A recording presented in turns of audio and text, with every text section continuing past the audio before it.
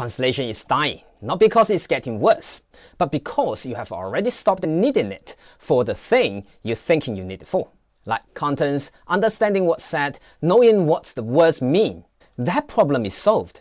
AI handles it. Tools handles it. Machines translate faster and more accurately than most humans now. If all you need was to know what someone said, you'd be fine. But you are not fine. You are in a meeting where you understand everything and still can't act.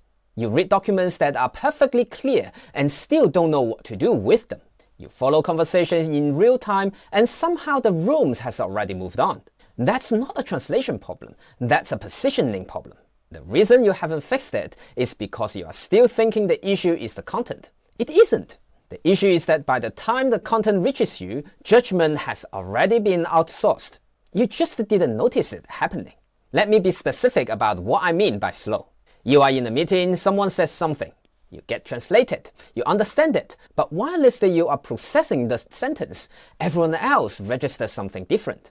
Not the content, what the sentence was doing, whether it was opening a space or closing it, whether it was delaying or deflecting, whether it left something deliberately unsolved. By the time you have understood what was said, the direction has already started to settle. Not because a decision was made. Decisions don't work like that. They settle gradually. Assumption hardened. Option disappeared. The frame sets. And you weren't positioned to see it happening. That's slow. Not that you are behind intellectually. That your access to judgment comes too late. You understand clearly, but clarity arrived after the point where it mattered. If you're learning Mandarin for travel, for family, for daily survival, stop here. This doesn't apply to you. Functional Mandarin and translation works perfectly well for those contexts. This is about decision-making environment, business, policy, research, places where language isn't just the communication, where it's how direction gets set, where assumption forms without being stated, where certain possibilities close before you notice they were opened. If that's your context, you already know what I'm describing. You have failed it.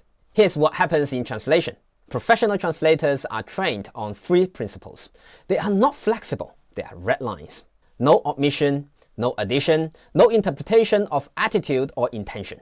You deliver what was said, not what you think it means, not what matters most, not what would be clearer, what was said. If you summarize, that's omission. If you prioritize, that's judgment. If you adjust the framing to make it easier to follow, that's interference. Now, look at what gets asked in the real meetings. Can you summarize this? What's the key point here? Just to give us what matters. That's not translation. That's a road drift. And it's happening because people don't want content. They want judgment, but they don't want to admit they are asking for judgment. So they frame it as a translation request. So here's the problem. Summary is selection. Selection is judgment. When you ask someone to summarize, you are asking them to decide what matters. You are outsourcing the part that determines outcomes. And when outcomes doesn't match expectations, responsibilities shifts back. The translation wasn't clear. We didn't get the full picture. But the issue wasn't clarity. The issue was that the judgment was transferred without acknowledgement that judgment was being transferred. This is why translation is dying, not because machine can't do it, because machines do it better. They follow the 3 principles more constantly than human. They don't summarize unless instructed. They don't decide it what matters. They deliver content. The pressure on human translation exists because people are trying to avoid participating in judgment. And as long as you are doing that, you are always arriving late. There are 3 layers operating when language is used in decision context. They are not sequential. They happen in parallel. And if you are only assessing one of them, you are not participating. First, content. The words, the sentences, the explicit meaning. We will reassess the timeline. Translation works here. Second, structure. What the statement is doing. Not what it says, but what it performs. Is it holding space open, closing it, deflecting, repeating without committing, staying vague deliberately? And finally, ideology. Not politics. Share assumptions. What's already normal? What's no longer needed to be said? What's the system takes as obvious? Someone says, we will look at it. Content is clear. Structurally, there's no time reference. No condition, no follow-up. Ideologically, it's signaling that this topic is off the table, not rejected, deprioritized, indefinitely. You can understand every word and miss this entirely because you are processing content. And by the time content is clear, structure and ideology has already moved. Timing is lost because judgment has already been outsourced before you enter the process. Let me show you what this looks like. Object proposal get discussed. Someone says, "This is interesting. Let's think about it more." In English-speaking context, that sounds neutral, maybe positive, open. But watch what's missing. No timeline, no next step, no assignment of responsibility, no condition of moving forward. If you're reading content, you hear openness. If you are reading structure, you see closure. The proposal just got shelved, not killed, removed from active consideration. Or this, you are in a steering meeting. Someone repeats the same point 3 times with slight variation. We need to be careful. This requires careful consideration. We should proceed carefully. The content says caution. The structure says this is not moving. Ideology says someone has already decided this is too risky. And repetition is how that position gets embedded without being stated as a position. Or this, you send a document. It's detailed. It's cleared. The response comes back. Okay. If you read the content, that's acknowledgement. If you are reading the structure, it's deflection. The document wasn't engaged with. It was moved past. These patterns exist in English. You process them automatically in your native language. You don't label them, you just register what's happening.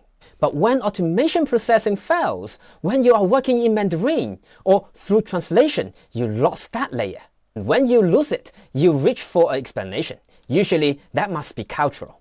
It's not. What you are missing is structure. And because you can't see the structure, you attribute the gap to culture, as if culture is separate from language, as if it's knowledge that you can acquire then apply. Culture is embedded in structure, in what gets repeated, in what stays vague, in how closure happens without being stated.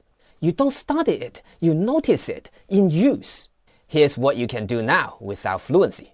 Someone says, "We will look at it." There's no time reference. You ask, when would you expect to have an initial view?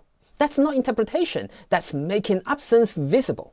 Someone repeats a point without adding new information, you post the next agenda item and says, "Just to make sure I'm understanding, is there a specific concern we should address before moving forward?"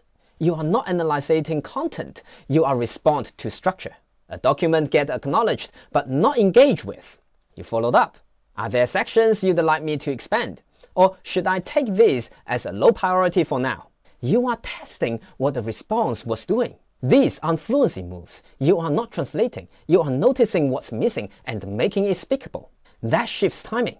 Not because you are understood more, because you entered a different layer.